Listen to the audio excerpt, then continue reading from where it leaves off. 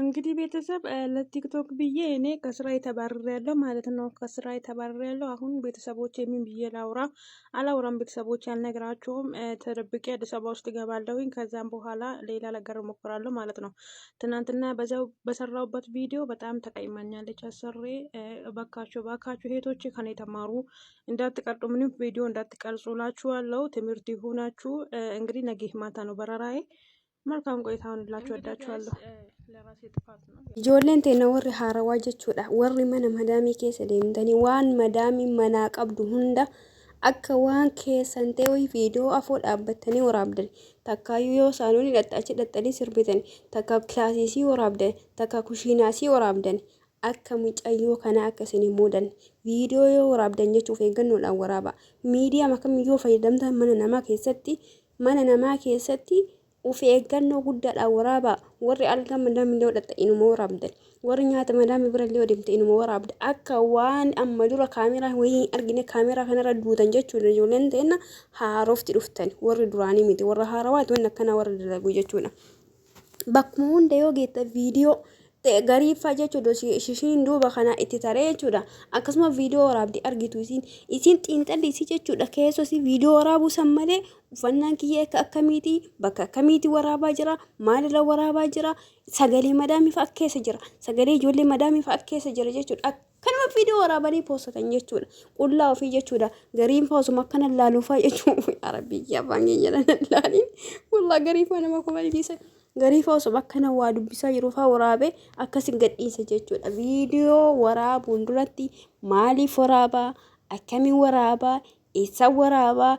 Dhiibbaa qabamoo dhiibbaan irratti hin fidu adda baafadha viidiyoo waraabaa. Kanuma akka harree laalkatti hin galinaatiin. Salaamu alaikum warahmatullahi wabarakatuh. Yoo yaalmaan Oromoodha jirtu bakka jiraatan marti keessanuu bakka jirtan rabbi isin haatissu. Obboleettiin keenya kuni qimamni akka madaamiti. Sababa viidiyoo mana isaanii keessa waraabee dalagaa irra nagalchaa jiran ari'aa jiran jettee kasiirra dubbatte viidiyoo xiqqoo irraa kutee viidiyoo isii xiqqoo afuuratti viidiyoo sababa isii irra waraabdee irraa ari'asan qaba waan ta'eef irraa kutee walumaa galattuu yoonnan jechuu barbaade ijoolleen keenya mana koontiraataa jirtani. Kaameraa afoo isin kaayan yoo kaameraa jawwaala fuudhanii harka isin kaayan jechuudha. Akka nama beela'ee nyaata hin argine nyaata gadhiisanitti kaameraa uf gadi hin dhiisin amala saroota. Silaafuu waan nama dhageettanii miti dhugaa isiniin jedha. Dhugaa rabbiifuyyuu kaameraa kan akkaataa itti fayyadamtan laalladhaa itti fayyadamaa mana namaa keessatti. Ati barbi kaameraadhaan jawwaala of waraabus argitan malee bineensi gubbarraa akkasi waraabaa jiru quba hin qabdu jechuudha. Maal akkasi ta'aa jiru? Dhugaa rabbii.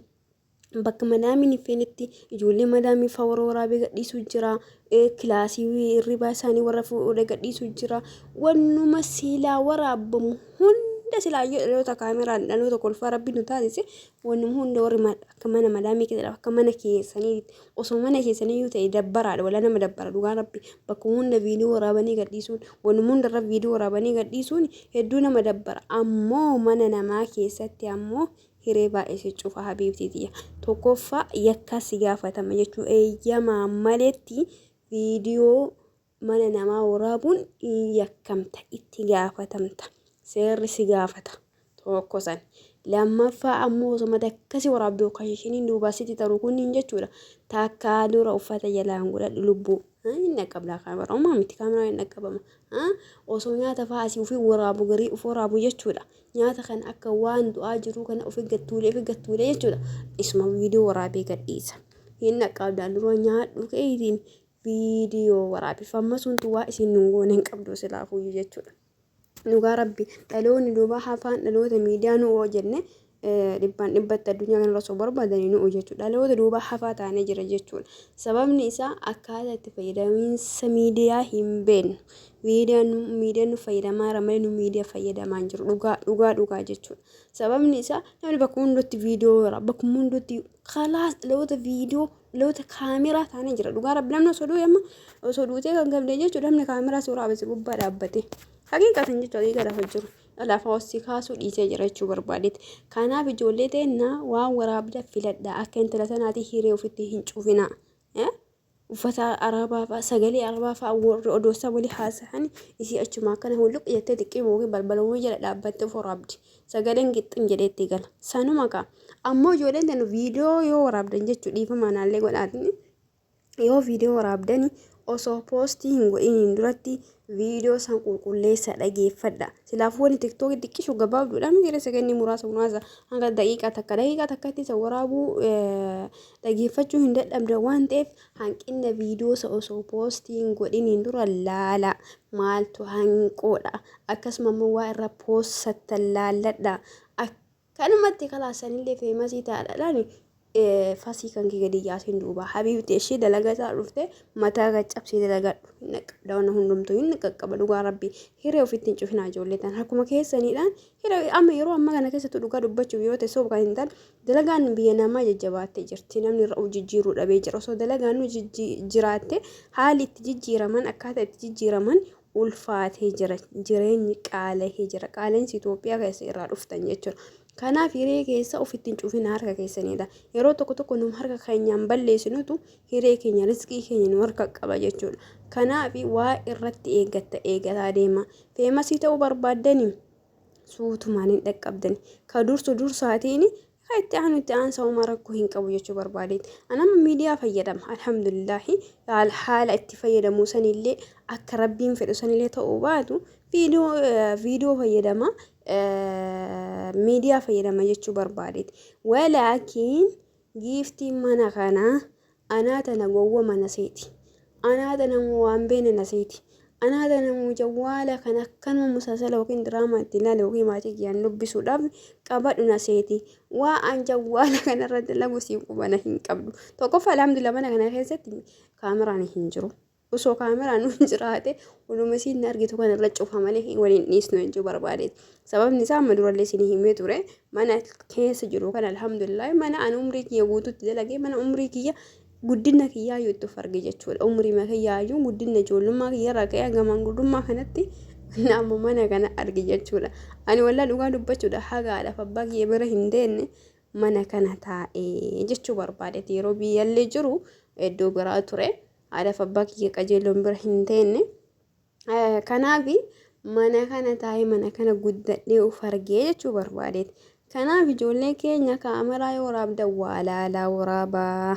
Bakkuma argatanitti afaanii hin baninaa. Dura nyaata afaan irraa xaragadhaa waraabaa. Yoo nyaata harkaa qabdan nyaata keessan gad liqimsaa. Yoo bishaan ta'e bishaan keessan gad dhugaa.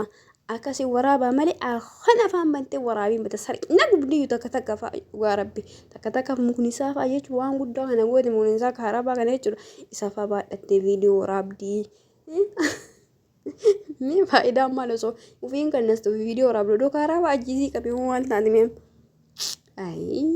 rakkannee jira dhugaa rabbiin nu haalaaf hunduma keessanii kun rabbi siin haalaaf ijoollee ta'e naqashti haga tokko of eegaa deemuun bareeda of eegaa yoo deemanii karama eeguu rabbumaa sababa ta'uunillee dirqama jechuu barbaadeeti.